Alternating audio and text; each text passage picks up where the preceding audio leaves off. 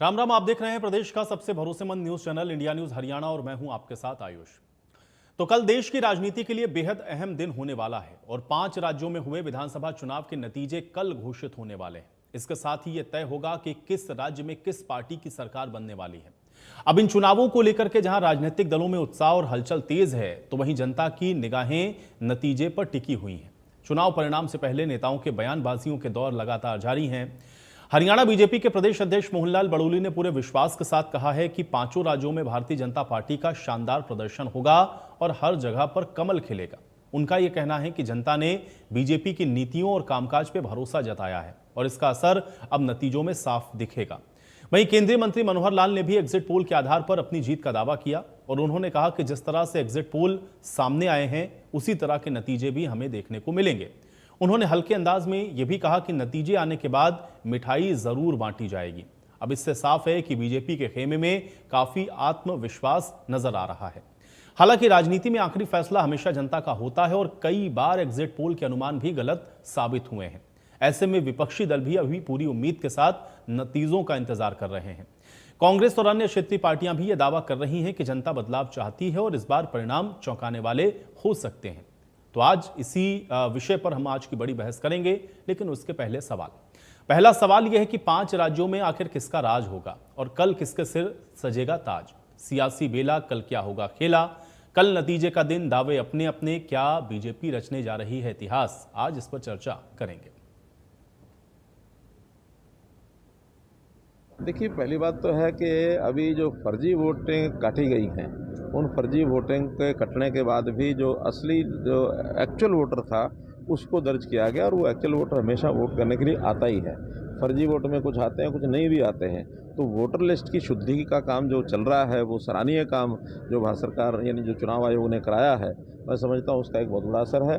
दूसरा, एक जनता में एक वातावरण बना था कि इस बार उन्होंने यानी जो वर्तमान में मुख्यमंत्री वहाँ की अपना ममता बनर्जी, उसको हटाना है और एक एंटी इनकमेंसी फैक्टर जो जुड़ा हुआ है और मोदी जी के नेतृत्व में सरकार जो है वहाँ पर भारतीय जनता पार्टी की बने, ये मन जो है बहुत समय पहले बना लिया था। अंडर करंट बहुत ज़बरदस्त था। उस अंडर करंट का जो प्रदर्शन होता है वो आखिरी चुनाव के दिन ही होता है। तो चुनाव के दिन जो जिस प्रकार का वोटर बाहर निकल करके आया है और खुल के वोट डाला है, उसमें से जो जितने भी एग्जिट पोल्स बता रहे हैं वो स्पष्ट रूप से भारतीय जनता पार्टी की सरकार के बारे में बता रहे हैं और मैं समझता हूँ कि भारतीय जनता पार्टी की सरकार ही बनने वाली है। और इसमें से एक प्रदेश जो है उस चंगुल में से निकला है बाहर, ममता बनर्जी के चंगुल में से, और वहाँ अब लोगों को लोकतांत्रिक तरीके से और काम की और हर प्रकार के स्वतंत्र काम करने की जो सुविधा मिलेगी, उसमें से जनता को लाभ होगा। ये जो 5 प्रांतों में चुनाव हुए हैं, असम के अंदर तीसरी बार भारतीय जनता पार्टी की तीसरी बार सरकार बनेगी और पश्चिम बंगाल के अंदर भी पहली बार भारतीय जनता पार्टी की एनडीए की सरकार स्पष्ट बहुमत की बनेगी। वो जो 3 प्रांत बचे हैं, वहाँ हमारे तमिलनाडु की बात करें तो वहाँ हमारे 4 ही विधायक थे, उनकी संख्या भी कई गुना बढ़ने वाली है और जो भी जहाँ हमारी ताकत कम थी, वहाँ हमारी भारतीय जनता पार्टी के विधायकों की संख्या बढ़ेगी और एनडीए की अहम भूमिका सरकार पाने में रहेगी। सुनेंगे, अब तो बंद है, जो कल खुल जाएगा। उम्मीद क्या है सर कांग्रेस का कि Congress party will perform better.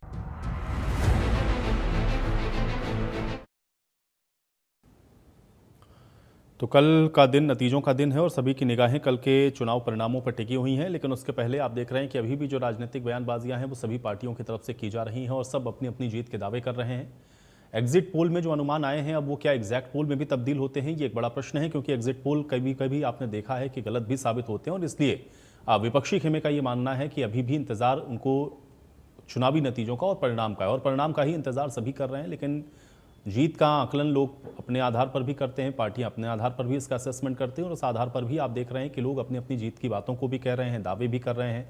लेकिन नज़रें अगर आप देखेंगे तो ये जो 5 राज्यों के विधानसभा चुनाव हैं उसमें सबसे ज़्यादा अगर किसी राज्य की चर्चा है तो वो बंगाल की है। और बंगाल में क्या रहेगा, इस पर पूरे देश की निगाहें इस वक्त टिकी हुई हैं और सभी अपनी अपनी बातों को बता रहे हैं। कुछ जीत और हार के जो विश्लेषक हैं उसके कारणों की जो समीक्षा है उसको भी करते हुए, और पिछले जो आंकड़े हैं उनको उठा करके भी मौजूदा स्थितियां क्या रहेंगी, किस तरह के परिणाम आएंगे, उसका आकलन करते हुए नजर आ रहे हैं। लेकिन सबकी अपनी अपनी बातें हैं। लेकिन अब जनता ने जो कि वोट कर दिया है और ये वोट ईवीएम्स में कैद हो चुके हैं, और अब जब काउंटिंग होगी तो उसके बाद ये जो तस्वीर है वो धीरे धीरे आप देखेंगे कि कल स्पष्ट होनी शुरू हो जाएगी। तो अब कुछ घंटों का आप कह सकते हैं कि एक तरीके से जो इंतज़ार है वो बचा है, क्योंकि सुबह 8 बजे से जो मतगणना की प्रक्रिया है वो शुरू हो जाएगी और उसके बाद जैसे जैसे ये चुनावी जो काउंटिंग है अब आगे बढ़ेगी, वैसे वैसे जो तस्वीर है वो इन 5 राज्यों की स्पष्ट होती हुई आपको दिखेगी। तो चर्चा सर्वाधिक पश्चिम बंगाल की, और उसके बाद फिर आपने देखा चर्चा आसाम की, और उसके बाद फिर तमिलनाडु की, केरलम की और पुडुचेरी की। ये 5 राज्य हैं जहां पर ये विधानसभा के चुनाव हैं, और सभी जगहों पर अगर आप देखेंगे तो सियासी तौर पर जो राजनीतिक समीकरण है वो अलग अलग हैं। राज्यों की जो राजनीति है वो भी अपने अपने स्तर पर अलग अलग है, लेकिन इन सब के बीच में निगाहें जनता की इसी बात पर है कि किस पार्टी का परफॉर्मेंस किस आधार पर और कैसा रहेगा, जनता के जहन में क्या था, जिन मुद्दों की गूंज आपने इन विधानसभा चुनावों में सुनी है उसके आधार पर क्या ये वोट हुए हैं, या जनता कुछ परिवर्तन करने वाली है, या जनता ने किसी और आधार पर या कुछ और देखकर सोचकर वोट किया है। ये तमाम चीज़ें कल ही स्पष्ट होंगी। लेकिन इन सब के बीच में, चुनावों के बीच में आपने देखा जिस तरह की राजनीतिक बयानबाजियां थीं, जिस तरह के आरोप प्रत्यारोप थे, जिस तरह के अभी भी आप देख रहे हैं कि जीत और हार की जो दावे किए जा रहे हैं, अब उसका क्या नतीजा रहता है, आज हम इस पर चर्चा करेंगे। क्योंकि अब कुछ घंटों का इंतजार है, लेकिन अब पार्टियां अगर जीत के दावे कर रही हैं तो उनके आधार क्या हैं और कितना बदला हुआ जो माहौल है वो नज़र आ रहा है, या जो पार्टियां सत्ता में हैं उन पार्टियों को अगर अपनी जीत दिख रही है तो उसके आधार क्या हैं। आज ये सब चीज़ें समझने की कोशिश करेंगे, क्योंकि सभी के अपने अपने आधार हैं, सभी के अपने अपने आकलन हैं, एग्जिट पोल के भी अपने अनुमान हैं। लेकिन उन सब के आधार पर भी अब इंतजार है कल के चुनावी नतीजों का, और इस पर पूरे देश की इस समय निगाहें हैं। तो कड़ी सुरक्षा व्यवस्था के बीच में कल सुबह से ही जब ये काउंटिंग शुरू होगी तो धीरे धीरे एक एक जो सीट है उसकी स्थितियां स्पष्ट होती हुई दिखेंगी, और वो चुनावी परिणाम भी हम आपको कल लगातार सारा दिन बताएंगे। इंडिया न्यूज़ आपको लगातार ये दिखाएगा कि कहां पर किस तरह से जो चुनाव के परिणाम हैं वो आ रहे हैं, नतीजे क्या हैं, किस किस सीट पर क्या जीत हार का क्या गणित है, ये सब हम कल आपको बताएंगे। काउंटिंग पर भी आप इंडिया न्यूज़ के साथ रहिए। लेकिन आज ये समझना बहुत महत्वपूर्ण है, क्योंकि जो बातें अभी भी आप देख रहे हैं कि 5 राज्यों के इन विधानसभा चुनावों के परिणामों को लेकर के कही जा रही हैं, उसके आधार क्या हैं, और आज इन 5 राज्यों के इन जो चुनावी परिणाम हैं उनके नतीजे किस आधार पर और किस तरह के रहने वाले हैं, इसको समझते हैं। अभी फिलहाल मेरे साथ 3 मेहमान हैं, उनका परिचय करवाते हैं, उसके बाद आज की चर्चा की शुरुआत करेंगे। सुरेश अरोड़ जी हमारे साथ हैं, कांग्रेस पार्टी के प्रवक्ता हैं। सुरेश अरोड़ जी आपका स्वागत है। विजय दुबे जी हमारे साथ हैं, वरिष्ठ पत्रकार हैं। विजय दुबे जी आपका स्वागत है। और डॉक्टर रविंद्र मलिक जी हमारे साथ हैं, आप भी वरिष्ठ पत्रकार हैं। डॉक्टर रविंद्र मलिक जी आपका भी स्वागत है। अरोड़ साहब, आपसे शुरुआत कर रहा हूं, चूंकि अभी मैं भूपेंद्र सिंह हुड्डा को सुन रहा था और कमोबेश कई कांग्रेस के नेताओं से जब भी ये पूछा जा रहा है कि ये 5 राज्यों के जो विधानसभा चुनाव हैं, कांग्रेस पार्टी की स्थिति को आप कैसे देखते हैं, और सबका यह कहना है कि कांग्रेस इसमें बेहतर प्रदर्शन करेगी, कैसे देखते हैं और आपका आकलन क्या कह रहा है इन 5 राज्यों के विधानसभा चुनावों को लेकर? आयुष जी, जैसे आपने अभी बताया कि सबसे ज्यादा चर्चा पश्चिमी बंगाल के चुनाव परिणाम को लेकर है या पश्चिमी बंगाल प्रदेश को लेकर है। मैं ये भी बताना चाहता हूं कि हमारे लिए आसाम और केरला, वो दोनों प्रदेश भी काफी हद तक महत्वपूर्ण है, और इन दोनों प्रदेशों में कांग्रेस पार्टी को काफी उम्मीद है। और जैसे आपने बडोली साहब को सुनाया, खट्टर साहब को सुनाया, जैसे रेखा शर्मा जी वाला बयान का तकरार हर जगह है। कल कुलदीप बिश्नोई जी ने भी काफी जोश में एक तरीके से उनकी भर्त्सना की रेखा शर्मा के बयान की, लेकिन उससे मुझे लगता है कि खट्टर साहब का और बडोली साहब का आज का बयान ये साबित करता है कि कुलदीप बिश्नोई जी के कल के वीडियो का कोई फर्क भारतीय जनता पार्टी पर नहीं पड़ा। उन्होंने जिस तरीके के शब्दों का यूज किया कि ममता बनर्जी चुंगल से यह प्रदेश निकलने जा रहा है, खट्टर साहब ने बोला ममता बनर्जी जैसी एक महिला और इतनी वरिष्ठ नेता जो इतने एक ऐसे देशभक्त प्रदेश की मुख्यमंत्री रही है जिस प्रदेश ने नेताजी सुभाष चंद्र बोस हिंदुस्तान को दिए, आजादी के आंदोलन को दिए, भारतीय राष्ट्रीय कांग्रेस को दिए, जिसने देश को आजाद कराया था, क्योंकि नेताजी भारतीय राष्ट्रीय कांग्रेस के अध्यक्ष नहीं तो रोड साहब भाई चुनाव तो सारे ही लड़ रहे हैं ना वहां पे, कांग्रेस पार्टी के आप साथ में लड़ रहे हैं ममता बनर्जी के, आप भी तो उनके अगेंस्ट कैंडिडेट कर रहे हैं, और आपके वहां के जो पश्चिम बंगाल के नेता हैं उनके क्या क्या स्टेटमेंट है, फिर वो भी कोट करिए साथ में आप। राहुल गांधी जी खुद वीडियो बना करके ये बात रोड साहब कह रहे हैं कि भाई अगर ममता बनर्जी ने सही शासन प्रशासन चलाया होता तो भारतीय जनता पार्टी को स्पेस नहीं मिलता वहां पर, और आप ये कह रहे हैं कि उस नेता के खिलाफ ये लोग क्यों इस तरीके से चुनाव लड़ रहे हैं वहां पर, ये तो कोई तर्क नहीं प्रयोग किया, आपने ही बताया। लेकिन खट्टर साहब कह रहे हैं कि उनके चुंगल से जिस तरीके से मतलब राजनीति की एक मर्यादा इतने सीनियर नेताओं से अपेक्षा की जाती है, ऐसा नहीं कर रहे हैं।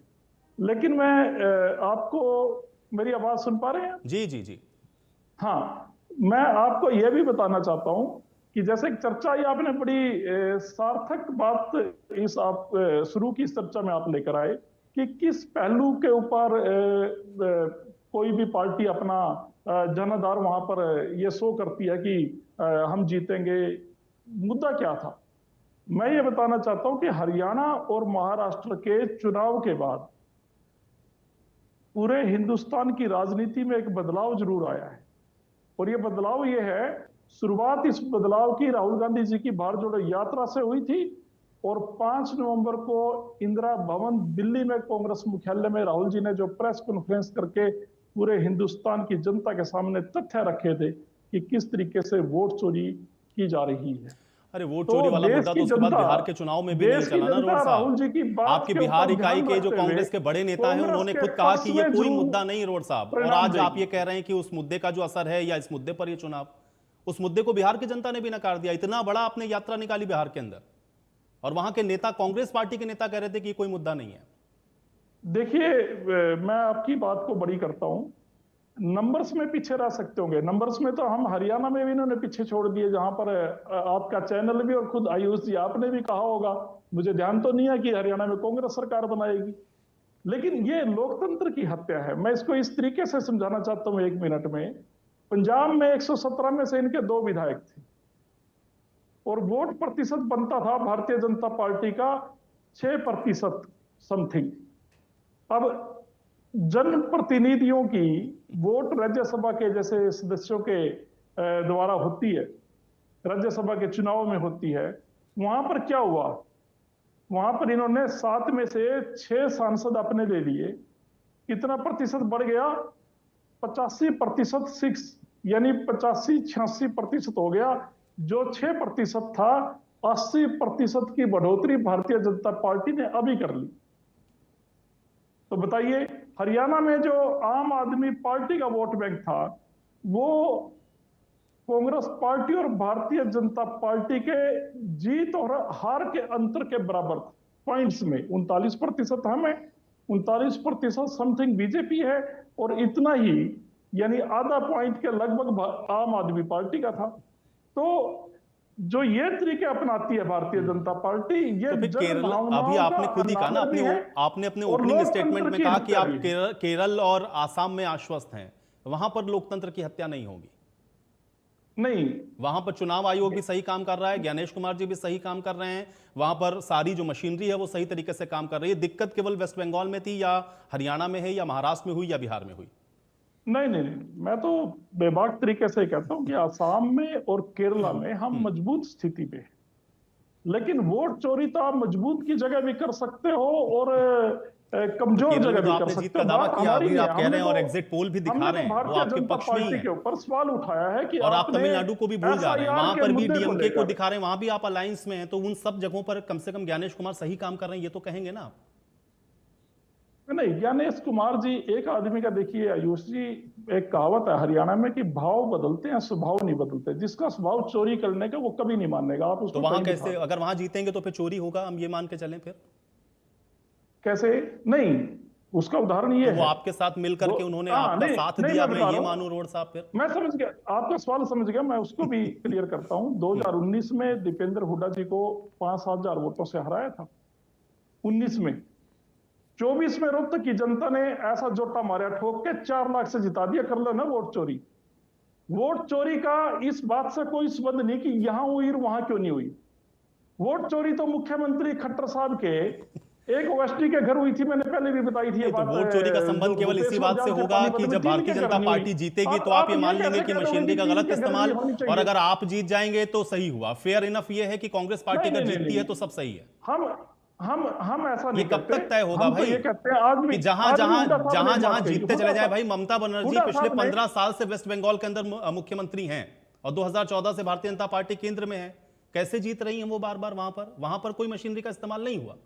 मैंने वो बताया ना कि जब अच्छे मार्जिन से जब करते हैं, इस बार इन्होंने कुछ ज्यादा ध्यान दिया बीजेपी ने वहां। आज हुड्डा साहब ने एक बात कही, हमारे नेता प्रतिपक्ष चौधरी भूपेंद्र सिंह जी हुड्डा ने, आपके चैनल पे आपने भी शायद दिखाई होगी, तो उस बात से भी ये बात स्पष्ट हो जाती है जो उन्होंने कहा है कि भाई हमारे को जो एक तरीके से भारतीय जनता पार्टी 2009 में, उसमें इनेलो कितने विधायक थे राज्यसभा में? कांग्रेस पार्टी सत्ता में थी, भूपेंद्र सिंह जी हुड्डा मुख्यमंत्री थे, लेकिन इनेलो ने अपना रणबीर गंगवा जी जो आज भारतीय जनता पार्टी में मिनिस्टर हैं उनको राज्यसभा में भेजा। हमने कभी एक वोट को प्रभावित करके लोकतंत्र की हत्या नहीं की। 2014 में भी आ जाइएगा, कांग्रेस पार्टी सत्ता में थी, हुड्डा साहब मुख्यमंत्री थे, और कश्यप जी जो इंद्री से संबंध रखते हैं, राजकुमार कश्यप जी को आईएनएलडी ने राज्यसभा जैसे कि एक पार्टी अगर केवल जीतेगी तो आप उसका विश्लेषण सिर्फ ये कर देंगे कि उधर गड़बड़ी है भाई इसलिए जीत गए। अभी आपने कहा कि वोटिंग परसेंटेज में मात्र इतना अंतर था और इसलिए ये लोग यहाँ पर सरकार बना ले गए। मुझे एक बात बताइए ना, लेफ्ट तो कांग्रेस पार्टी को हरा करके ही वेस्ट बंगाल में काबिज हुई थी ना, उसके बाद फिर ममता बनर्जी आ गई, लेकिन आपके ऊपर जनता वहां की क्यों नहीं भरोसा करती है? सवाल इस बात का है। नहीं, आप देखिए, आप अभी भी क्या यहाँ ये कह सकते हैं कि अगर टीएमसी का कोई रिप्लेसमेंट है तो वो कांग्रेस पार्टी है? क्या इस स्थिति में है कांग्रेस पार्टी वहां पर? ये आकलन कब होगा रोड साहब? मेरा सवाल ये है। आज के समय में इस स्थिति में ना भी हो, लेकिन आगामी लोकसभा चुनाव के लिए नींव रख दी गई है। चाहे कोई रीजनल पार्टी हो या कोई अन्य आजाद के तौर पे भी लोग जैसे किस्मत आजमाते हैं चुनाव में। आज एक बात बिल्कुल हर व्यक्ति के दिमाग में है कि भारतीय जनता पार्टी और नरेंद्र मोदी की सरकार को अगर कोई उखाड़ फेंक सकता है तो उनका नाम जननायक राहुल गांधी है। और उस पार्टी ये 5 राज्यों के जो विधानसभा के चुनाव हैं ये भी तय करेंगे। ठीक है, आने वाले समय में आपको हर जगह से, हर प्रदेश से सकारात्मक रुझान अब रोड साहब, अब कुछ ही घंटे का इंतजार है, कल हम लोग फिर बैठेंगे, चर्चा करेंगे हम लोग। अब विधु रावल जी हमारे साथ जुड़ गए हैं, बहुत स्वागत है विधु जी आपका। विधु रावल जी, चूंकि अब कुछ घंटों का इंतजार है, सबकी बातें अपनी अपनी जगह हैं, सबके दावे, सबके आधार अपनी अपनी जगह पर हैं। एग्जैक्ट जो एग्जिट पोल हैं उसको भी लोग ये कह रहे हैं कि भाई ठीक है, अभी एग्जैक्ट पोल का इंतजार कर लीजिए। कैसे देख रहे हैं और कितना आश्वस्त हैं इन 5 राज्यों के चुनावों के परिणामों को लेकर? आयुष जी, आपको नमस्कार, और आपके माध्यम से इंडिया न्यूज देख रहे सभी दर्शकों को और जो हमारे साथी पैनलिस्ट हैं उनको भी नमस्ते। मैं उम्मीद कर रहा हूं मेरी आवाज आपके पास ठीक ठाक आ रही है। जी। आयुष जी, ये एक ऐतिहासिक क्षण का साक्षी बनने जा रहे हैं। हम एक ऐसे कस्ब पर खड़े हैं जो इतिहास रचने वाला है। भारत के अंदर लोकतंत्र की पूर्ण स्थापना होने वाली। एक ऐसा क्षेत्र रह गया था 1947 से लेकर आज तक भी, या यूं कहूं 1950 जब हमने लोकतंत्र को ऑफिशियल रूप से जो है डॉक्टर अंबेडकर जी के संविधान को पूरे देश के अंदर लागू करके लोकतांत्रिक व्यवस्था को अपनाया था, तब से लेकर एक ऐसा क्षेत्र रह गया था जहां पर लोकतंत्र नहीं जम पाया था, जहां पर लठ तंत्र चल रहा था। डायरेक्ट एक्शन डे वाले दिन से लेकर आज तक वही गुंडे जो हैं अलग अलग भेष बदल बदल कर पार्टियों में आकर जाया करते थे। बड़े लंबे समय तक पहले जिन्ना की पार्टी में उन लोगों ने काम किया, डायरेक्ट एक्शन किया, हिंदुओं का नरसंहार किया। वही लोग जो है कलकत्ता के अंदर फिर कांग्रेस पार्टी में शामिल हो गए। 1977 तक उन्होंने कांग्रेस की तरफ से जो है आम मासूम लोगों का नरसंहार करते रहे। फिर वही लोग वामपंथी बन गए और उन्होंने किस प्रकार 34 वर्ष तक जो है ग्रहण लगा कर रखा। और उसके बाद पिछले 15 साल से तृणमूल के अंदर जो है वही लोग, वही जिनसे गोपाल पाठा लड़ा करते थे, वही जिनसे जो है श्यामा प्रसाद मुखर्जी लड़ा करते थे, वही लोगों से आज जो है उस निर्णायक लड़ाई में हमारी जीत होने वाली है। मैं इसको एक ऐतिहासिक क्षण से कम नहीं मानता हूं।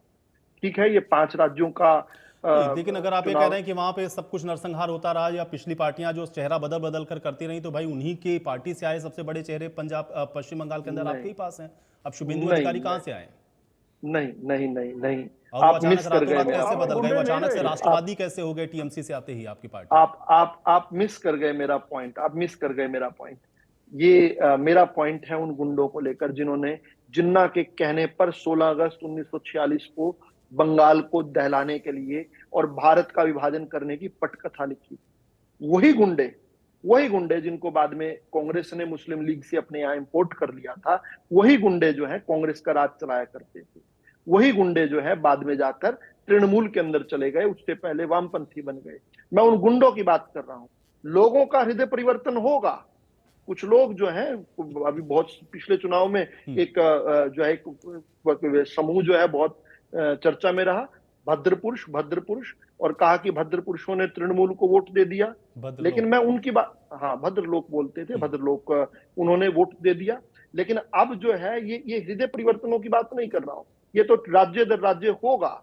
अलग अलग जगह पर जाकर जो लोग कहीं किसी को वोट दिया करते थे, जो लोग जिस पार्टी में काम किया करते थे, अलग अलग पार्टियों में जाएंगे।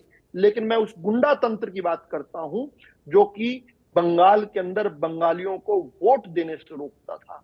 मैं उस बात पर जा रहा हूं। मैं पांच राज्यों में केवल इस पर मैं क्यों जो है कह रहा हूं। भारतीय जनता पार्टी कल 5 राज्यों के जब नतीजे आएंगे, आप देखेंगे कि भारतीय जनता पार्टी अपने दम पर हैट्रिक बनाने वाली, हैट्रिक ऑफ विक्ट्रीज, और कांग्रेस पार्टी का सुपड़ा साफ होने वाला है। बिल्कुल खुर्च कर भी आप निकालने चाहोगे तो नहीं निकलेगा।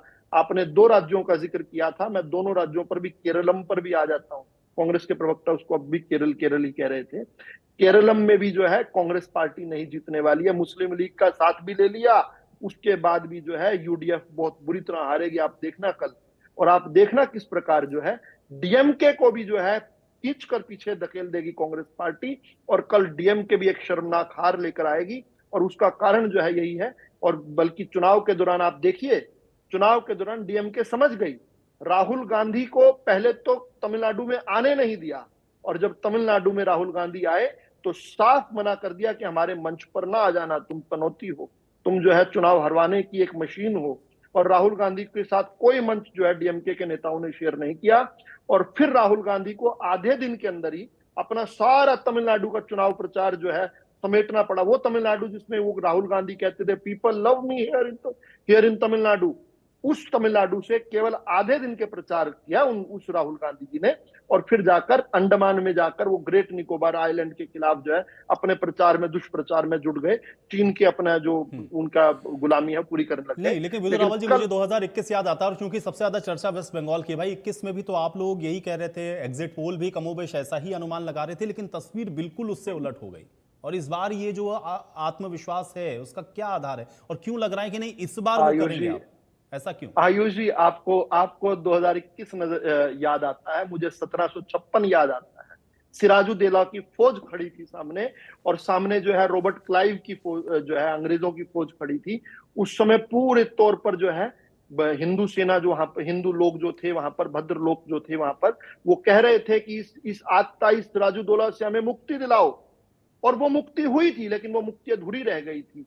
किस प्रकार से अंग्रेजों ने उसके बाद अत्याचार किया। मुझे 1756 का वो क्षण याद आता है जब दीपावली मनाई गई थी, रॉबर्ट क्लाइव की फौज के ऊपर फूल बरसाए गए थे, क्योंकि उसने उस आत्ताई सिराजुद्दौला से मुक्ति दिलवाई थी। लेकिन मुक्ति नहीं मिली थी। कल मुक्ति मिलने वाली है। ये जो नई सुबह, भगवा सुबह आपको कल मिलने वाली है। देखिए आयुष जी, कल के चुनावी नतीजों का अगर आज हम एक आकलन करने लगे तो एक भगवा सुबह हम देख पा रहे हैं।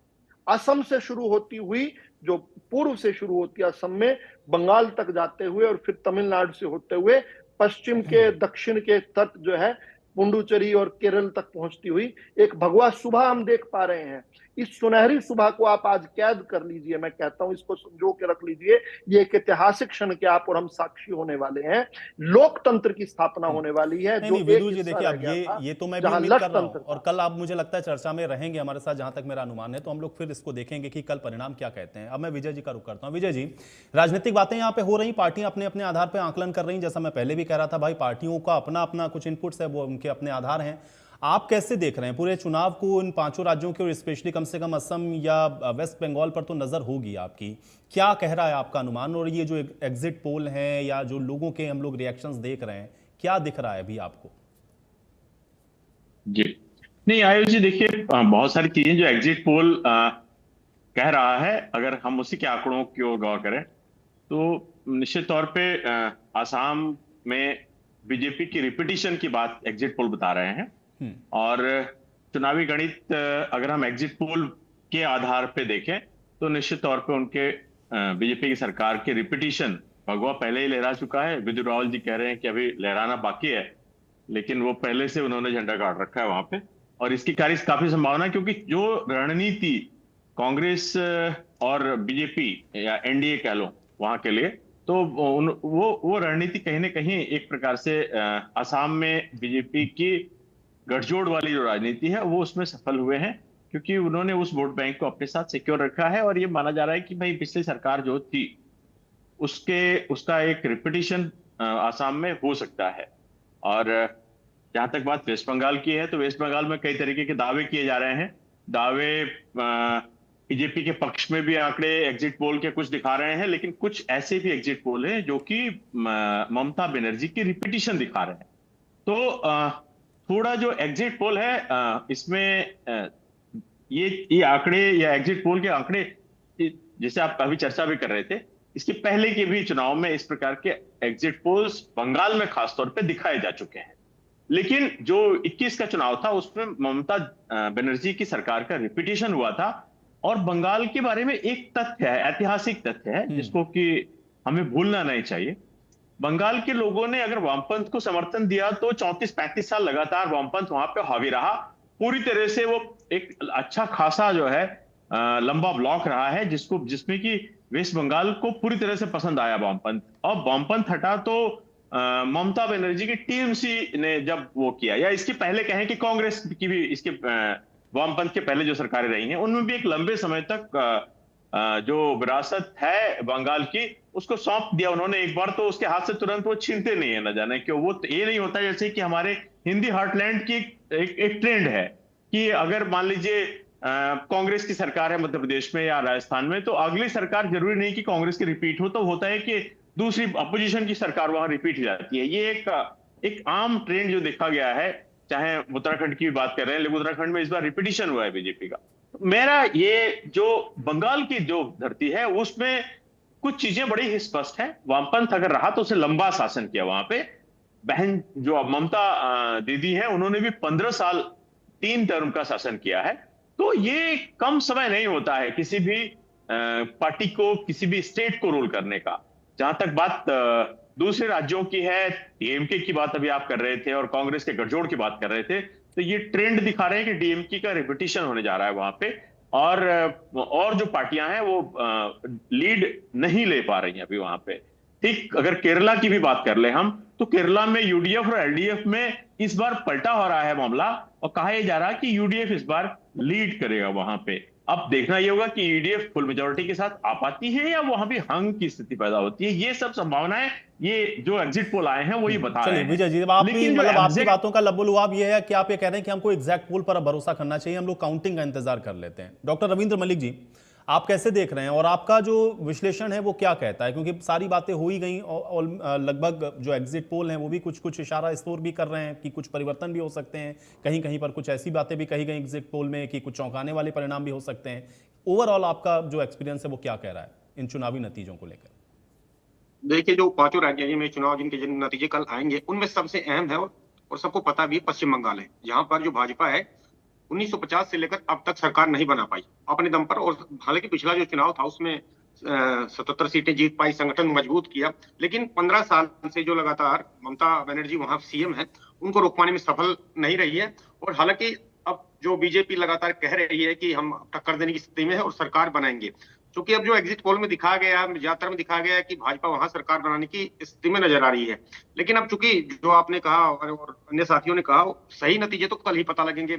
अब देखिए, जो अगर भाजपा पंजाब में खुद को साबित करने में सफल रही तो इस पूरे जो रिजल्ट आएंगे इसको पंजाब जो अगले साल यहाँ जो चुनाव है उसको कैच करने की भाजपा की पूरी जुगत होगी। जहां भाजपा, बंगाल के बाद ऐसा राज्य है पंजाब जहां भाजपा खुद अपने दम पर सरकार नहीं बना पाई, और हालांकि वो उसमें रही है गठबंधन में, लेकिन उस तरह की मजबूती कभी नहीं रही और चौथे या 5वें नंबर पर वहां रही है।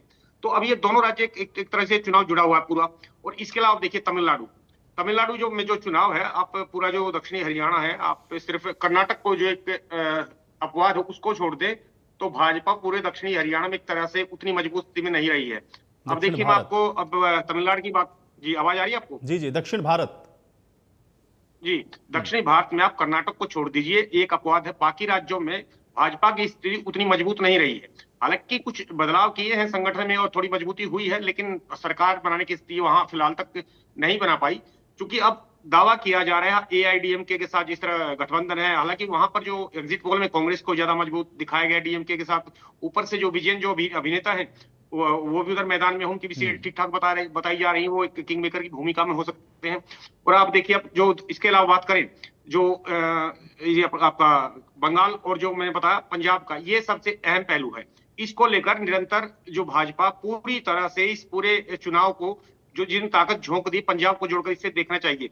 और दूसरी मैं आपको बताऊं, एक इसके अलावा जो पांडुचेरी, वहां पर भाजपा की सरकार पहले ही है और करीब करीब सरकार बनाने की स्थिति में भाजपा वहां एग्जिट पोल के हिसाब से नजर आ रही है। हालांकि 30 सीट वाला जो एक यूटी है, तो एक तरह से इसका कहीं न कहीं संकेत भी जाएगा भाजपा के पक्ष में। इसके अलावा आसाम में देखिए, आसाम में भाजपा रिपीट होने की स्थिति में नजर आ रही है। कांग्रेस वहां पर, हालांकि मुकाबला कांग्रेस से ही है, लेकिन उस स्थिति में कांग्रेस नहीं नजर आ रही।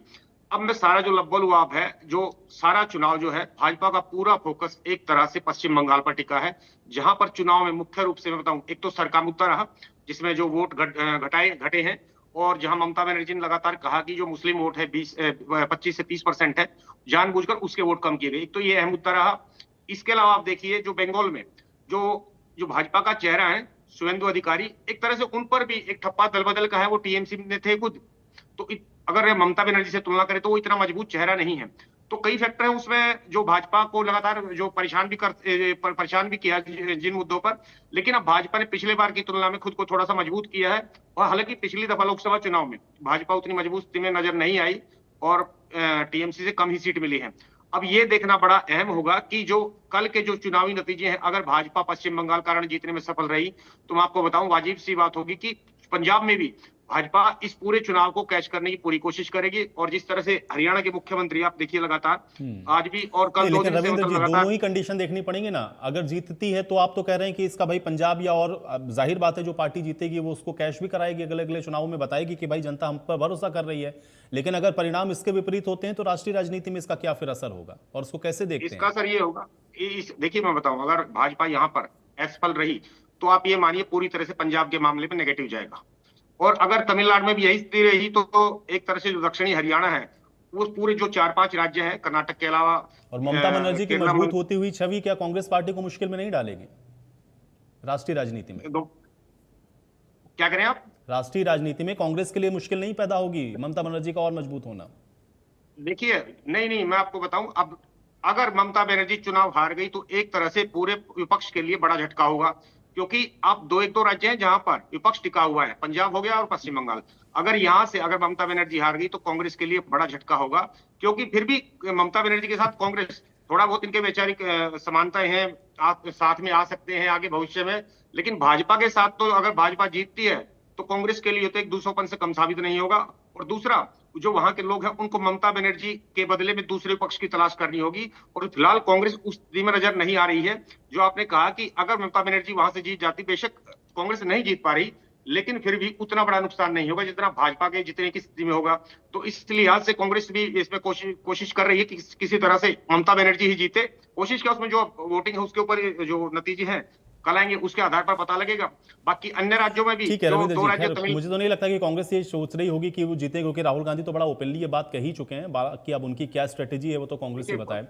रोड साहब, 2 स्टेट ऐसे थे खासतौर से केरलम और आसाम, जहां पर एक तो सीधे तौर पर दिख रहा था कि कांग्रेस को ये कहा जा रहा था कि मुख्य अपोनेंट है, और उन्हीं जगहों पर अगर इस तरह के इफ और बट वाले परिणाम आने शुरू हो जाएं या ये कहने लगे कि नहीं यहां पर भी आप नहीं जीतेंगे और हम दावा कर रहे हैं कि हम जीतेंगे, तो इसको कैसे देखते हैं? और अगर आप ये दावा करते हैं कि हम वहां पर जीत रहे हैं, सरकार बनाएंगे, तो क्या आधार है उसका? रोड साहब। आयुष जी, इन दोनों प्रदेशों में कांग्रेस पार्टी मजबूत स्थिति में है, और जनता में जैसे मैंने पहले बताया था कि इस पिछले लोकसभा चुनाव और खास तौर पे महाराष्ट्र और हरियाणा के चुनाव के बाद, और उससे भी ज्यादा राहुल गांधी जी की वोट चोरी की प्रेस कॉन्फ्रेंस करने के बाद देश की जनता जो एक तरह से अवगत हुई है, जागृति जो है उस विषय के ऊपर आई है, तो ये कांग्रेस पार्टी के पक्ष में जाएगा, हर प्रदेश में जाएगा। तो एक बात मैं और कहना चाहता था, बीजेपी के प्रवक्ता साथी कह रहे थे कि गुंडा शब्द, वैसे हम तो अपने मुंह से ऐसे शब्द लोकतंत्र में प्रयोग नहीं करते। तो ये कह रहे थे मुस्लिम लीग जिन्ना, आपकी जनसंघ ने ही मुस्लिम लीग के साथ सरकार चलाई थी। आयुष जी नहीं सुन पा रहे हैं, हम क्या कह रहे हैं, सुन नहीं पा रहे हैं। आवाज नहीं आ रही है हमें, बिल्कुल। ठीक है जी, मैं सही करवा आवाज नहीं आती। रोड साहब। हाँ, आवाज आ रही है जी। जी जी आप बोलिए, मुझे लग रहा है शायद उन तक आवाज नहीं पहुंचे, मैं उसको सही करवाता हूँ, आप बोलिए। हाँ आयुष जी, मैं ये कहना चाह रहा था, जैसे बीजेपी के प्रवक्ता साथी कह रहे थे मुस्लिम लीग की बात की उन्होंने, बंगाल के बारे में जिन्ना की बात की, और हम तो राजनीति में ऐसे शब्दों का प्रयोग नहीं करते, उन्होंने गुंडा शब्द का भी प्रयोग किया बार बार कि बंगाल में गुंडा राज चल रहा है। किसी महिला मुख्यमंत्री को, चुनी हुई मुख्यमंत्री को आप ऐसे गुंडा नहीं कह सकते। दूसरी बात मैं ये कहना चाहता हूं कि भारतीय जनता पार्टी जो उस समय जनसंघ होता था, मुस्लिम लीग के साथ तो आपने ही प्यार की पिंग झूली है, आपने ही सरकार बनाई थी। और आजादी के बाद भी अडवाणी जी गए थे जिन्ना की मजार पे, कांग्रेस पार्टी का तो कोई वरिष्ठ नेता, चाहे गांधी परिवार हो या गांधी परिवार से अलग भी हमारे कोई भी सीनियर नेता ऐसे मजार पे माथा टेकने नहीं गया। तो आप किस तरीके की बात कर रहे हो, कौन गुंडा तत्व थे वो लोग? और ये इन्होंने एक बात और कही कि वो लोग फिर कांग्रेस में आ गए थे जो गुंडा लोग थे बंगाल में। श्यामा प्रसाद मुखर्जी को पंडित नेहरू ने अपनी पहली सरकार में मंत्रालय दे दिया था, मंत्री बना दिया था। क्या आप अभी कांग्रेस में नहीं मंत्री बनाए पहली सरकार में? अरे भैया, कांग्रेस की सरकार नहीं थी, वो इंटरिम गवर्नमेंट थी। थोड़ा पंडित पढ़ा नेहरू करो। के नेतृत्व की सरकार थी, उसमें अरे आपने नेहरू मंत्रालय स्वीकार ठीक किया। है, दुर्भाग्य था देश का, दुर्भाग्य था देश का। नेहरू कह रहे चुनी हुई सरकार नहीं थी। नहीं, चलो मैं पर जा ही नहीं रहा, मैं तो ये कह रहा कि क्या इंटरिम गवर्नमेंट थी, कांग्रेस की सरकार नहीं थी वो।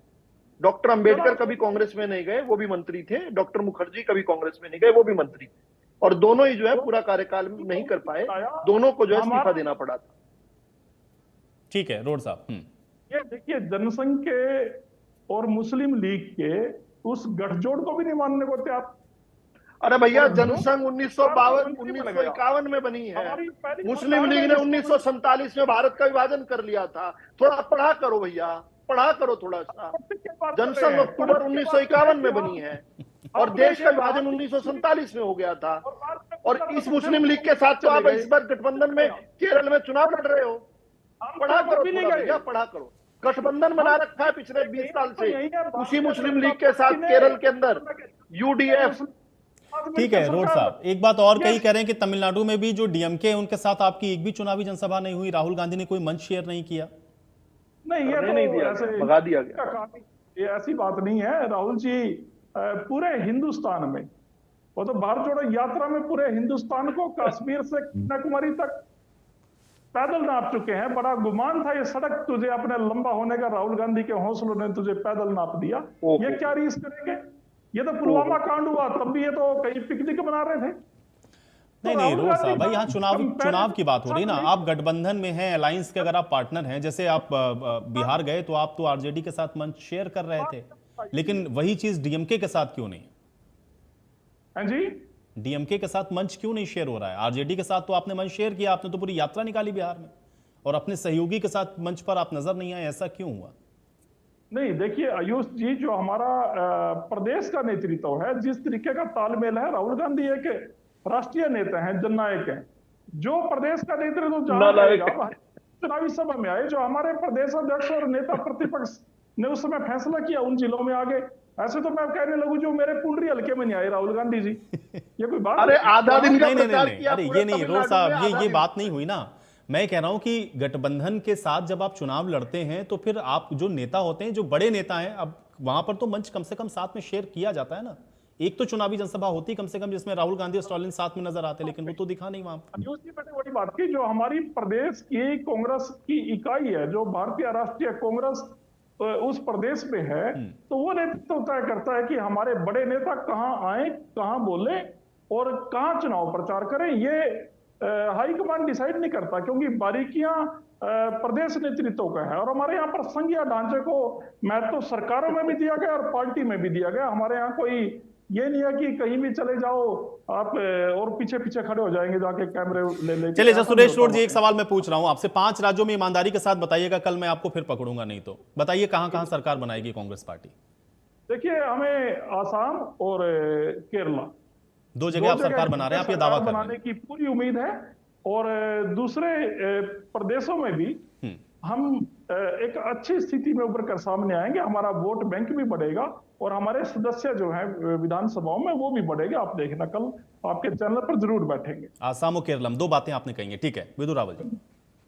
आयुष जी, 3 छोटे छोटे बिंदुओं पर अपनी बात पूरी कर लूंगा।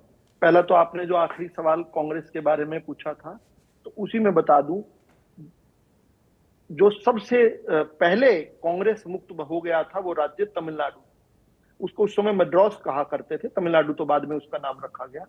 तो 1967 के बाद से कांग्रेस वहां पर साफ है, और आप कल देखेंगे, कल फिर कांग्रेस वहां पर साफ है। आप बार बार पूछ रहे थे ना कि स्टालिन के साथ जो है मंच क्यों नहीं शेयर किया। स्टालिन के साथ अरविंद केजरीवाल जाकर मंच शेयर कराए हैं, स्टालिन के साथ अखिलेश यादव तक मंच शेयर कराए हैं, लेकिन राहुल गांधी को उस मंच पर बार बोर्ड लगा दिया, नो एंट्री।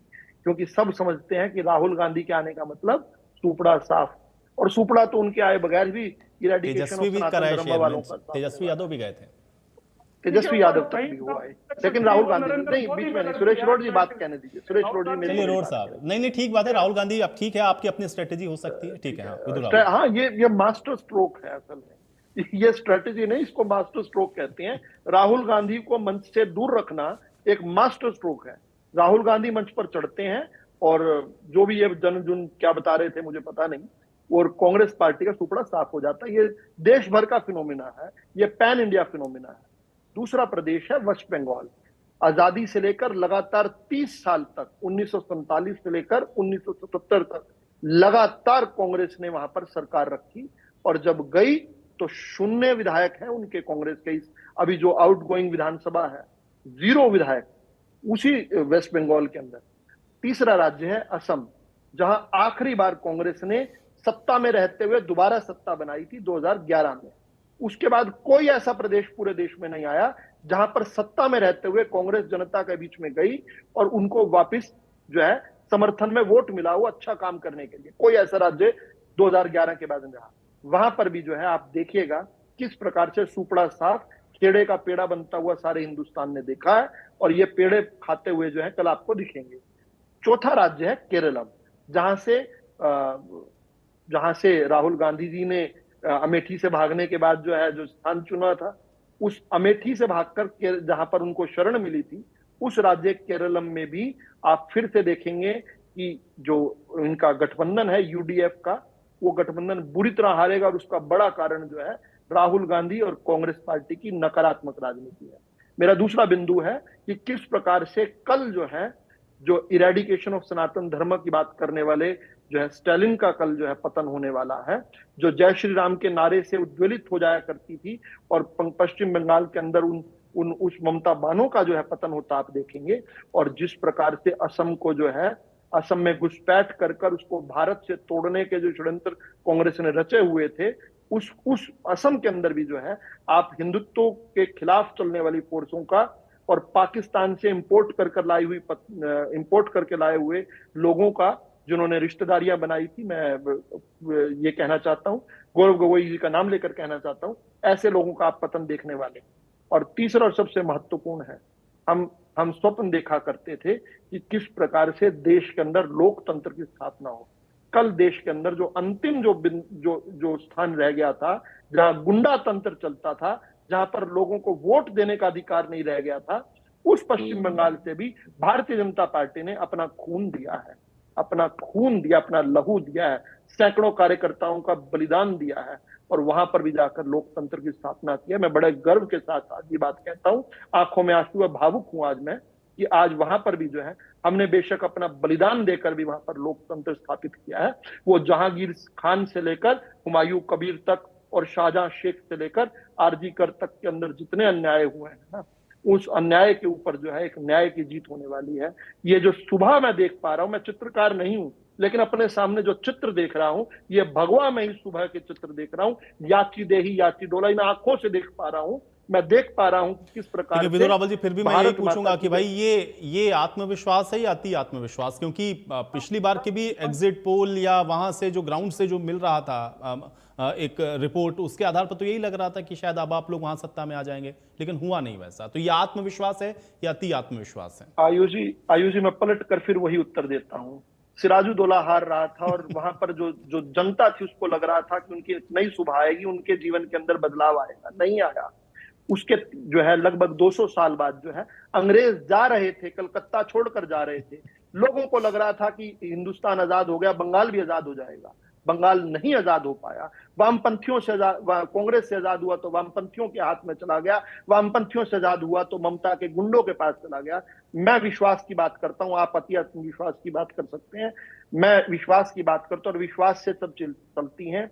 न्याय के बाद अन्याय के ऊपर जो है न्याय की जीत जो है, मेरा जो धर्म है, जो मेरी उपासना पद्धति है, जो मेरा विचार है, वो मुझे बताता है कि झूठ के बाद एक सच की जीत हमेशा होती है, अन्याय के बाद न्याय की जीत होती है। और यकीन मानिए वो क्षण आ चुका है, वो पल आ चुका है जब अन्याय के ऊपर न्याय की जीत का परचम जो है भारतीय जनता पार्टी की जीत के साथ। चलिए विदुर जी, अब आपसे भी मैं वही सवाल लगने पूछता हूं जो मैंने रोड साहब से पूछा था। 5 राज्य, कितने राज्य आपको लग रहा है भारतीय जनता पार्टी जहां क्लियर कट अपनी सरकार बनाई?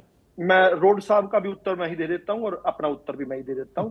5 राज्यों में हैट्रिक भारतीय जनता पार्टी अपने दम पर, एक राज्य जो है तमिलनाडु में भारतीय जनता पार्टी गठबंधन की सरकार, और 5वें राज्य में जो है यूडीएफ जीतेगा, एलडीएफ हारेगा। और रोड साहब के लिए कह देता हूं 0।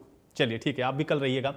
विजय जी, अब मैं आपसे भी वही सवाल पूछ रहा हूं कि अगर ये परिणाम, और खासतौर से जो कि पश्चिम बंगाल के ही ऊपर होलसोल हम लोग देख रहे हैं, सबकी निगाहें उसी पर टिकी कि क्या होने वाला है, जीत या हार क्या तय करने वाली है वहां पर, चाहे भारतीय जनता पार्टी के पक्ष में जाए या ममता बनर्जी के, राष्ट्रीय राजनीति पर उसका क्या असर है? विजय जी। नहीं, देखिए, वेस्ट बंगाल ने राष्ट्रीय राजनीति को हमेशा प्रभावित किया है, ये कोई नई बात नहीं है। एक वक्त था जबकि जो है ज्योति बसु को प्रधानमंत्री का पद पेश किया गया था और उन्होंने उस पद को ठुकरा दिया था, मना कर दिया था कि मैं प्रधानमंत्री नहीं बनना चाहता। ये ऐतिहासिक तथ्य है। अगर आप और वेस्ट बंगाल ने जो देश की राजनीति में है एक बड़ा अहम रोल अदा किया है, अच्छे बड़े लीडर्स दिए हैं उन्होंने, और निश्चित तौर पे भारतीय लोकतंत्र में वेस्ट बंगाल की राजनीति का एक अपना अलग अंदाज होता है और वो अंदाज राष्ट्रीय राजनीति को लीड करता है। मैं इस बात को मान के चल रहा हूं कि अभी जो ट्रेंड दिखाए जा रहे हैं या जो दिख रहे हैं, चूंकि मिले जुले हैं, इसलिए ये बहुत स्पष्ट नहीं कहा जा सकता है कि भारतीय जनता पार्टी या ममता बनर्जी दोनों में से, क्योंकि जो फाइट भी दिखाई जा रही है, जो कुछ ट्रेंड ऐसे हैं जो कि बहुत क्लोज फाइट दिखा रहे हैं। तो अगर वो क्लोज फाइट की सिचुएशन क्रिएट होती तो उसमें लीड कौन लेगा, ये एक बहस का विषय हो सकता है। और मैंने पहले भी कहा कि ऐतिहासिक तथ्य कुछ और कहते हैं बंगाल के बारे में, खासतौर पे तो बंगाल के बारे लोगों की जो सोच है उसको आप विजय जी, लेकिन अभी आप बहुत सेफ साइड वाली बातें कह रहे हैं। मैं तो ये कह रहा हूं, एक वरिष्ठ पत्रकार होने के नाते आप थोड़ा अपना एक आंकलन बताइए ना। इतने चुनाव आपने देखे, आपकी आंखों के सामने से निकले, वेस्ट बंगाल के इतने चुनाव आपने देखे, देश के अंदर बहुत सारी परिस्थितियां आपने देखी, अभी आपको क्या नजर आ रहा है? आपका अपना खुद का आंकलन क्या कहता है? बहुत स्पष्ट सी बात है। आप जो बात कह रहे हैं, आपके सवाल का सीधा जवाब दे दूं कि मुझे ऐसा लगता है कि बंगाल की राजनीति में बहुत बड़ा परिवर्तन नहीं होने जा रहा है, और माटी मानुस की जो बात ममता बनर्जी लगातार करती हैं, वो भले ही बहुत सारी और बातें कांग्रेस की ओर से कही गई हैं, लेकिन इसके बावजूद भी रिपीटिशन कहीं ना हो, ये चमत्कार आपको कल मिल सकता है। और डीएमके की सरकार तमिलनाडु में बहुत स्पष्ट तौर पे आ रही है, कांग्रेस केरला में लीड करने जा रही है, ये बात भी क्लियर है, और आसाम में लेकिन वो हार रही है, ये बात भी कही जा रही है। तो आपको इन चीजों में जो आंकड़े दिखाए जा रहे हैं, अभी मतलब आप ये कह रहे हैं कि अभी जो मौजूदा स्थिति है उसमें कोई परिवर्तन नहीं, केरलम को छोड़ करके बाकी जो जैसा था एज इट इज होगा।